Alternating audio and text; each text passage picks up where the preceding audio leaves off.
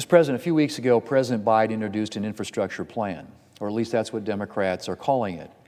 In fact, a substantial portion of this bill goes to Democrat priorities that have nothing to do with infrastructure, from support for big labor to a new civilian climate corps to advance environmental justice.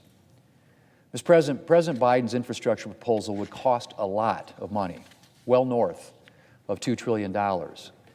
So how does the President plan to pay for this legislation? Unsurprisingly, the President is proposing tax hikes, notably a substantial hike in the corporate tax rate. Mr. President, there are two sources Democrats like to go to when it comes to paying for their spending: corporations and prosperous Americans. In fact, Democrats tend to speak about corporations and well-off Americans as if they are a bottomless source of funding for government programs, and as if Democrats can endlessly hike taxes on these individuals and businesses without consequences. When Republicans object to the prospect of major tax hikes, Democrats cry that Republicans are just protecting wealthy corporate cronies, a deeply ironic charge when you consider that Democrats want to include a tax cut for wealthy Democrat donors and Hollywood types in this same infrastructure package. The real reason for Republicans' concern, of course, Mr. President, is quite different. Republicans are concerned about substantial tax hikes on any individual or business because we know that taxation has economic consequences. It's something that Democrats should know as well. It's basic economics, after all, but they don't seem capable of grasping it. Taxation has consequences. Tax hikes have consequences. And big tax hikes, Mr. President, have big consequences, usually negative ones. The corporate tax hike Democrats are talking about will have negative consequences for American businesses. And that means it will have negative consequences for American workers. And that's a problem. Mr. President, 3 years ago, Republicans passed major tax reform legislation. Along with substantial tax cuts for middle-class Americans, this legislation cut America's corporate tax rate. Why? Well, at the time we passed this legislation, the United States had the highest corporate tax rate in the developed world, plus an outdated international tax system. Both of those things put U.S. businesses at a major disadvantage next to their foreign counterparts. And they discouraged foreign companies from moving to and investing in the United States. Our outdated tax system had also resulted in a wave of inversions. That's tax professional speak for companies moving their headquarters overseas. According to Bloomberg, between 2004 and 2016, 36 American-based companies inverted.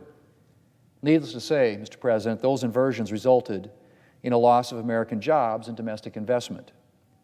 A piece in the Wall Street Journal reported that one accounting firm estimates that the U.S. lost $510 billion from cross-border mergers and acquisitions between 2004 and 2016. Republicans knew that if we wanted to boost job creation here at home and improve opportunities for American workers, we needed to address the high corporate tax rate and put American companies on a more competitive footing internationally. And so we cut the corporate tax rate and brought the United States international tax system into the 21st century by replacing our outdated worldwide system with a modernized territorial tax system. And it didn't take long to see the results. Inversions ended. Economic growth outstripped predictions. The poverty rate dropped. Jobs increased. Incomes grew.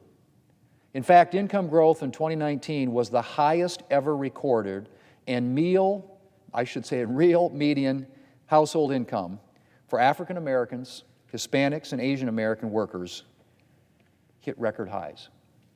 In other words, Mr. President, tax reform worked. And importantly, it worked for the very people that Republicans wanted to help: ordinary Americans. By improving the tax situation for American businesses, we improve the job and income situation for American workers. But now Democrats want to undo all that.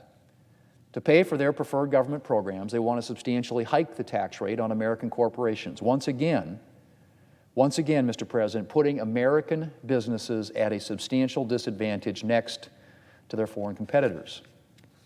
If Democrats impose President Biden's suggested tax hike, the combined average top tax rate on corporations in the United States would be higher than that imposed by every one of our major trading partners and competitors, including China. It's difficult to understand why Democrats think that it's a good idea to put American companies at a disadvantage next to Chinese companies and next to British companies and Japanese companies and French companies and German companies, and the list goes on and on. It's especially difficult to understand why Democrats would do this now, at the very time our economy is trying to recover from the serious hit we took from the coronavirus. Well, unfortunately, Mr. President, it's become clear that Democrats are either incapable of grasping or don't care about the economic consequences of their proposed tax hikes. Democrats are fixated on imposing a whole host of new government programs, and they're ready to tax Americans and American businesses to pay for them, even if ordinary Americans suffer as a result. Presumably, they think that if ordinary Americans start suffering, they can just offer them some help through a new government program.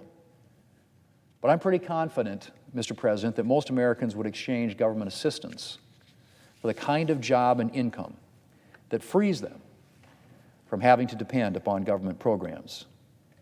Substantially increasing the corporate tax rate, and I'm talking substantially, Mr. President, what's being talked about is a 33% increase, a one-third increase in the tax rate, and putting American businesses at a disadvantage on the global stage is not the best way to encourage the creation of those kinds of jobs.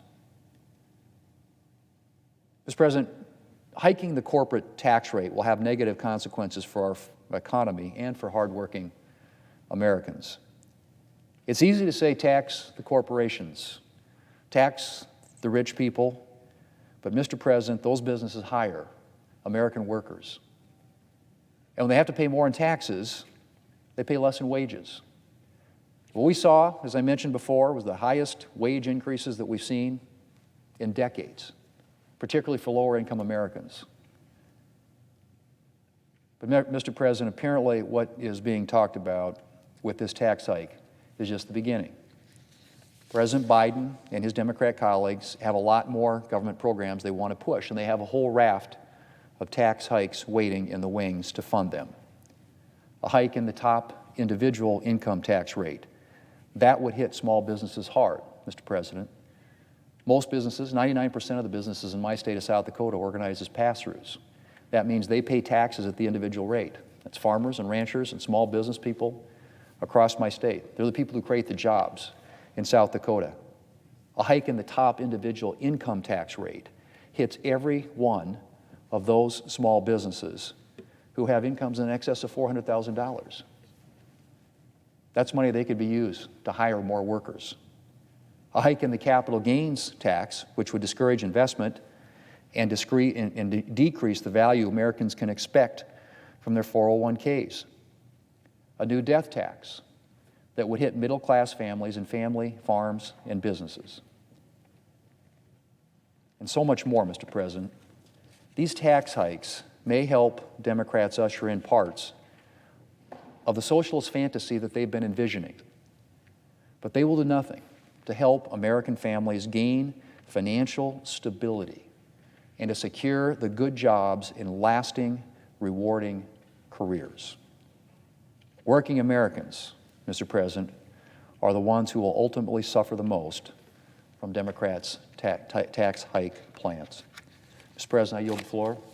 I suggest the absence of quorum.